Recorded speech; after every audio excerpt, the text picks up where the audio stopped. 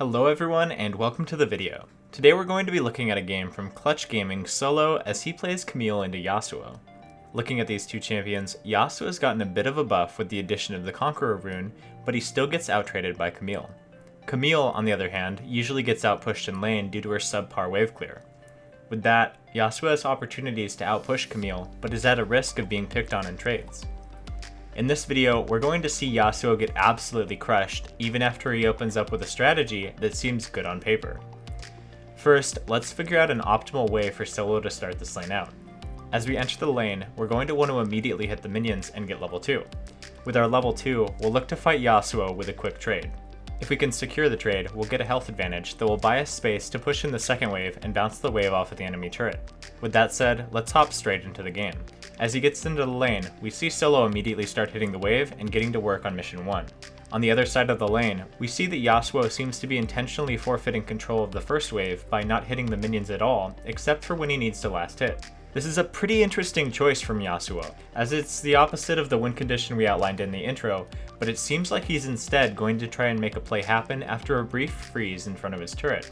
As he's clearing out the first wave, note that Solo isn't immediately rushing to kill off these last two casters. This is because he wants the second wave to be fighting his second wave away from Yasuo's turret, so that he can take advantage of the incoming level 2 spike that he's going to have before Yasuo. The fact is, once you get a minion advantage at this early point in the lane, then you're in the driver's seat. You can dictate how fast or slow the wave pushes towards their turret, and when the trades happen. And this area between your pushing wave and the end of the enemy turret aggro range is where opportunities to aggressively trade and zone start to open up. While Yasuo's initial passiveness was something he chose to do, at this point he is forced to be passive due to the level disparity.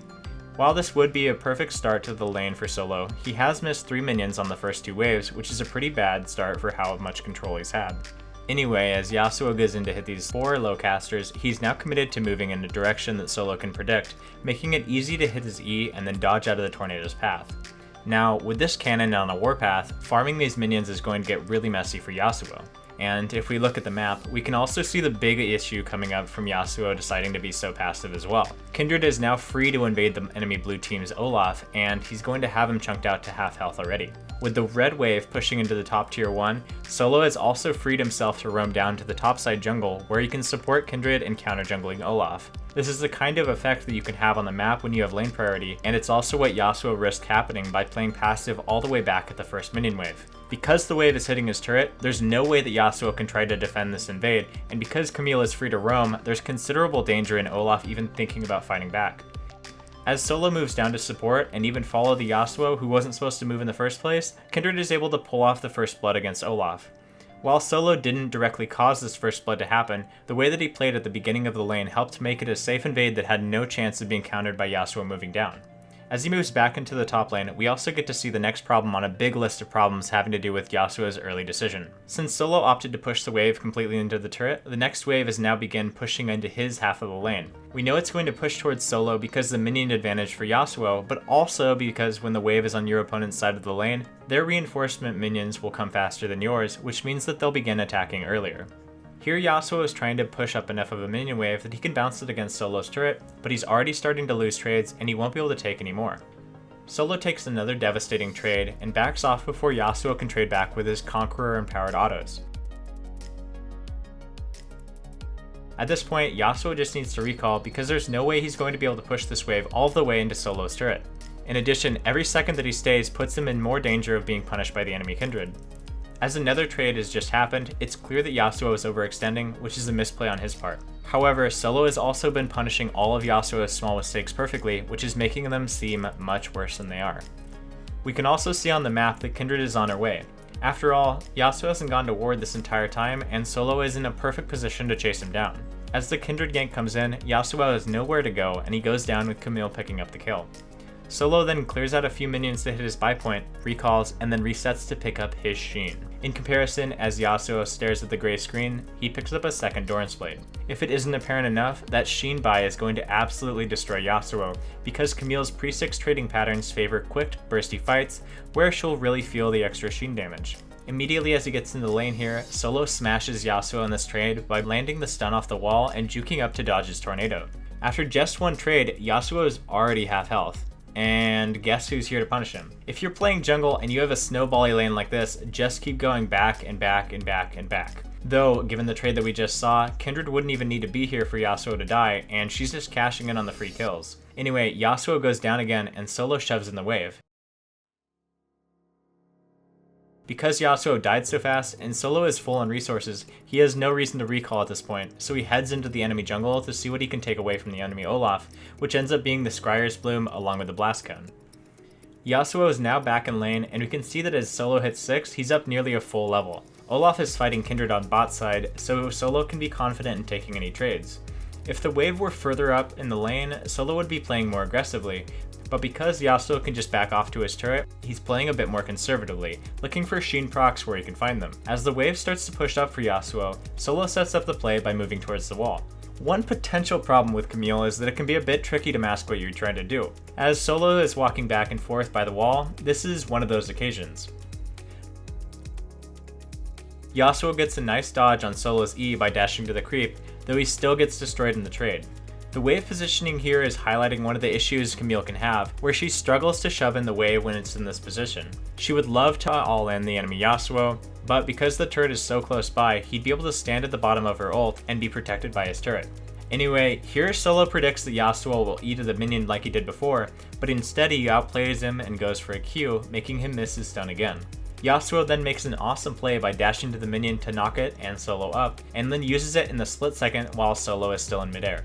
While he made an awesome play here and got the better of Solo at it, he shouldn't have kept chasing, especially since he had Olaf in the river. As we rewind, if he had instead backed up right at this point at 6 minutes and 38 seconds, then coordinated a dive on Solo with his Olaf, it would have gone way better and he could have even gotten back in the game because of it. Anyway, that didn't happen, and now Solo has killed him off and has to deal with the Olaf charging towards him. Solo darts into the brush for extra time and then E's for max distance. However, Olaf has Predator running, so he won't be dissuaded so easily. Solo eats the axe and then flashes out right as Olaf gets in range to use his E, and is barely able to kill Olaf before his auto comes in to result in a double kill.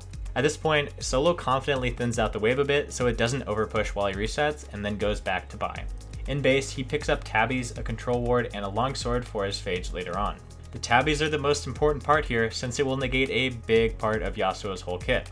As he gets back into the lane, note the positioning of this wave. It's nearly perfect, and that's because of the thinning he did before this reset.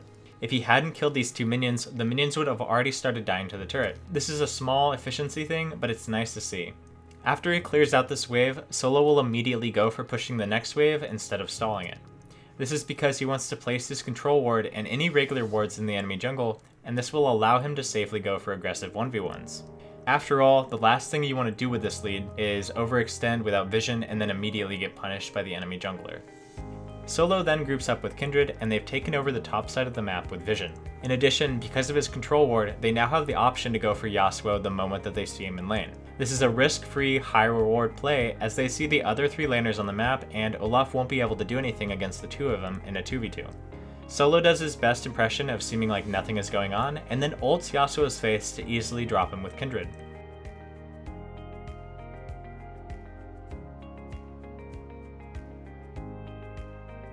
Then he pushes in the wave while Kindred steals all of the top jungle. And as we can see this teleport start channeling, I'm sure you're thinking what we're thinking. If you ever have this sort of gold and XP lead and your jungler is super down, never let up the pressure. If the 2 of you are already winning on your side of the map, you can continue to win over and over again, and you will eventually pull the enemy team's resources up to you. In a lot of situations, this can be more optimal than going down and helping the rest of your team. Anyway, as he teleports in, it's time to kill Yasuo again. As Yasuo shows up, Solo immediately pings for assistance. And in the ensuing ugly fight, Yasuo actually outplays both of them, but then rises here for the cleanup. This could have been played infinitely better, but the decision to go for the play was sound. Anyhow, as he resets for his phage, Solo has over twice Yasuo's net worth with over a 2,000 gold lead at 10 minutes into the game. This was clearly a dominant performance from Solo, but there were 2 distinct parts that we honed in on where he performed to a T. When thinking about specific things that you can apply from this game, watch Solo's early wave management as well as the way that he moved with and asked for help from his jungler. As he entered the lane, he shoved in and was allowed to shove in for a balance after the second wave. His lane priority allowed him for easy support in counter jungling the enemy Olaf, which net his allied kindred a lead that would later be paid throughout the game. In addition to his smart early strategy, Solo leveraged his lane priority constantly in consistently placing vision in and removing resources from the enemy jungle. Lastly, from his consistent control over the lane, river, and topside jungle, he created perfect situations for Kindred to come in and gank Yasuo over and over again, resulting in an 0-8 scoreline for Yasuo by the end of the game. And that's it for this one. Thank you so much for watching, and we'll see you next time.